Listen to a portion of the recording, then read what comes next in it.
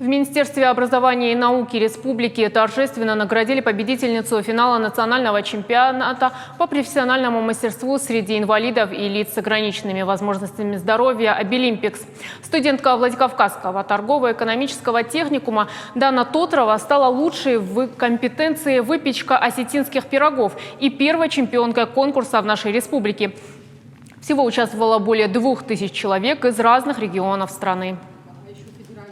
Передо мной поставили задачу приготовить 12 пирогов, 6 видов. На протяжении нескольких месяцев готовили, учили. Честно говоря, я не ожидала, что такой будет результат. Я с детства готовлю, я очень люблю, постоянно провожу время на кухне. В этом году она у нас выпускница, но тем не менее оставила должный профессиональный след, трудилась в течение всех 4 лет и добилась тех результатов, которые сегодня у нас в руках.